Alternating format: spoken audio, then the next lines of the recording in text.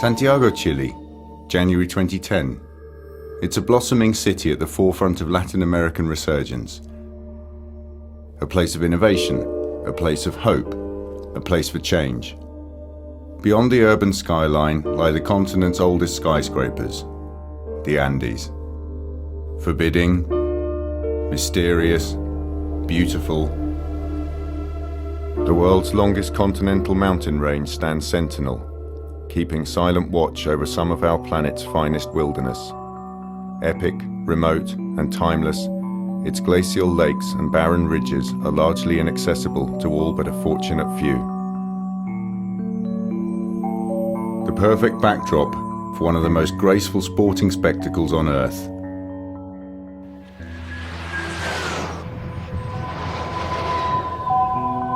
Sailplane Grand Prix. In a modest gliding club on the outskirts of Santiago, a group of extraordinary pilots is preparing to do battle for the title of World Sailplane Champion. 8 days of racing, 16 pilots, 1 winner. In the 5 days of competitive racing so far, he has finished in the top 3 twice, leaving him in a 3-way tie behind the overall leader Sebastian Carver. Rocker has 3 days in which to secure a place on the final podium and is aiming for nothing less than the top step.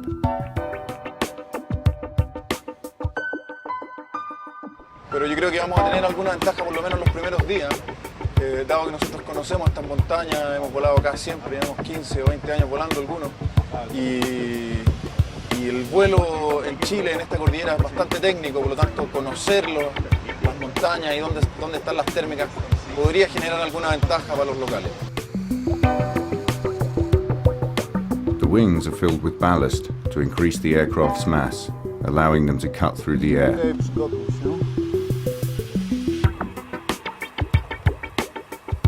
With such high-performance machines, nothing can be left to chance. Aerodynamically perfect, or as close to it as is humanly and technologically possible, even minor blips in the finish can cripple a pilot's chances.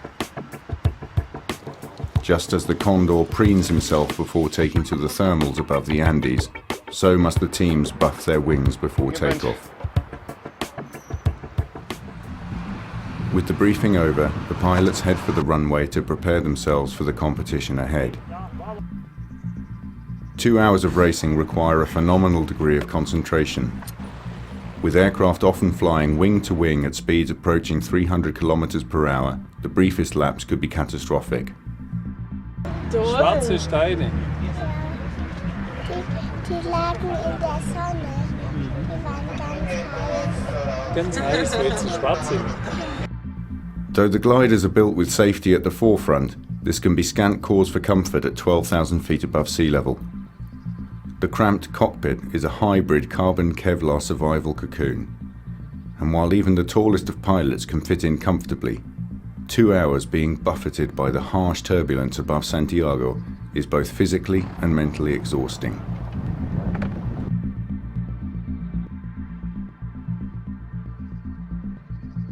Today's race covered 330 kilometers, starting with a 120-kilometer haul due north to the first turn. Ready to go. 5 further turns will bring the competitors back to the Vitacura gliding club and the finish line. It's the second longest task of the competition and will take the pilots over some of the world's most breathtaking scenery. This is Sailplane Grand Prix, with its regatta start. Only when all the planes are airborne can the competition get underway.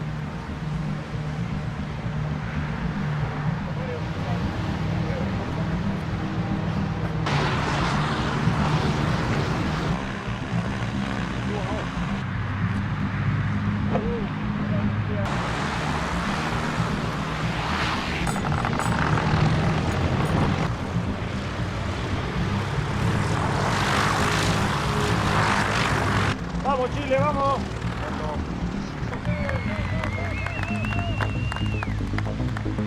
16 aircraft jockey for position inside strictly limited airspace before they are under starters' orders and the race begins. They swarm across the line almost simultaneously, a remarkable feat of timing, and in a tight bunch head out on the long haul toward turn 1. The pilot's immediate priority is height. As one, they make for a strong thermal, swirling hypnotically as they soak up the power of the sun.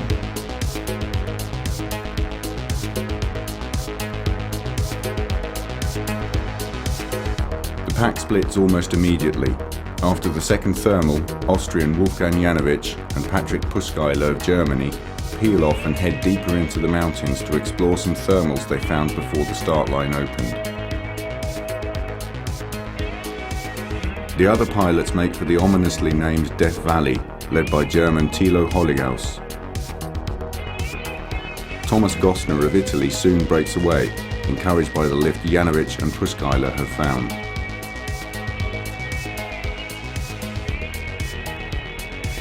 It's a decision that will cost him dear. While Death Valley yields impressive lift for the others, Gossner's late switch means he misses out. By the time the field regroups, he is too low to clear a high pass and gets stuck in Snake Root Canyon.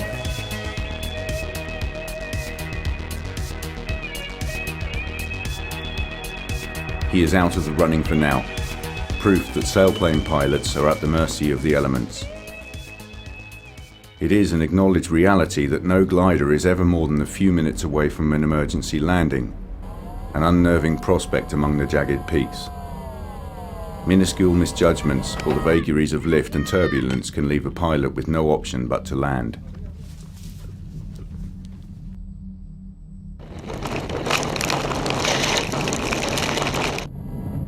Only the previous day, both Puskeiler and German Mario Kiesling were forced to land short, and they were not the only pilots to encounter difficulties. Kiesling touched down in Rankawa, 85 kilometers short of the finish line, and Puskeiler in Rengo, 115 kilometers out. Both fell victim to poor lift and unforgiving terrain, with Puskeiler barely scraping over a ridge and into a valley where the thermals abandoned him. For a while it's all about Carver and Rocker, but again lift deserts the pole and Puskeiler reels him in once more. Supersberger slots in behind Rocker, who continues his relentless surge towards Rio Colorado. Carver hurtles towards the turn, pipping Supersberger to the mark, but by now Rocker's lead is impressive.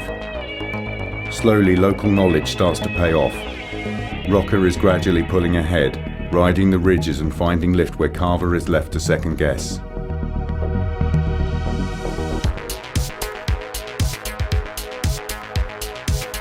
Hugging the mountainside flat out, all Rocker needs to do is stay ahead.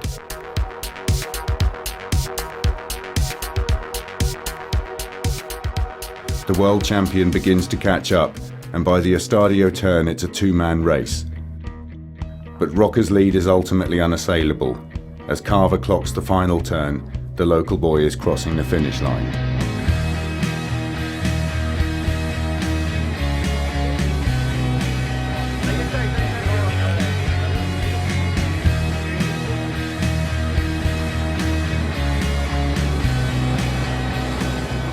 There is jubilation for the host crowd, and Carlos Rocker is ecstatic.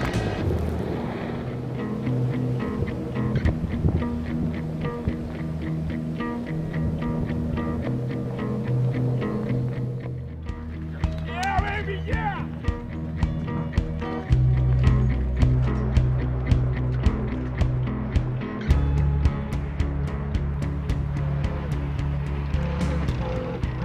No sé en qué momento pasa. No sé, no As vi a the nadie. competitors continue to arrive, Rocker is relishing the moment he realized he'd won. O sea, me di cuenta cuando llegué al punto y no vi nadie pasar abajo mío, porque como uno va y vuelve, no vi nadie pasar abajo y dije, o me sacaron mucha ventaja, o capaz que haya primero. And for those who missed out on a podium place, there is always the consolation that they have participated in something incredible. What are your first thoughts after this crazy day? This is no crazy day. It was, from the landscape, the nicest flight I ever have done. But if you have to cross such big mountains, then it's easy to make a mistake or to miss a lift, and that makes a race quite different. The celebrations can begin. After more than a decade of competitive gliding, this is Carlos Roca's moment. Victory on home territory. Ich freue mich irrsinnig, dass ich heute den dritten Platz gemacht habe, weil bis jetzt habe ich eigentlich immer zwischen 10. und 9. Platz fliegen können. Wurde noch nicht, ich konnte noch nicht so weit vorfliegen, dass ich eigentlich einmal unter die ersten 10 Ränge hineinkomme. Ahí se produjo el quiebre, porque Cama tuvo que meterse, volver, porque no pasaba, y ahí es donde ahí se decidió. Pero ¿sabes qué? Llegaste a tener más de 10 kilómetros de diferencia con él y llegaste a menos de un minuto.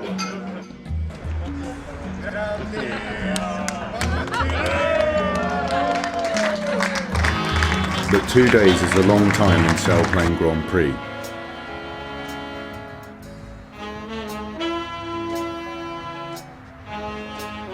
Calm, resolute, composed, Sebastian Carver is truly unstoppable. Carlos Roca's father. While Roca's victory on day 6 is enough to propel him to silver, the Polish world champion is assured a third successive title. And a gold medal to But one pilot's moment of triumph has ensured that one day in sailplane Grand Prix will not easily be forgotten.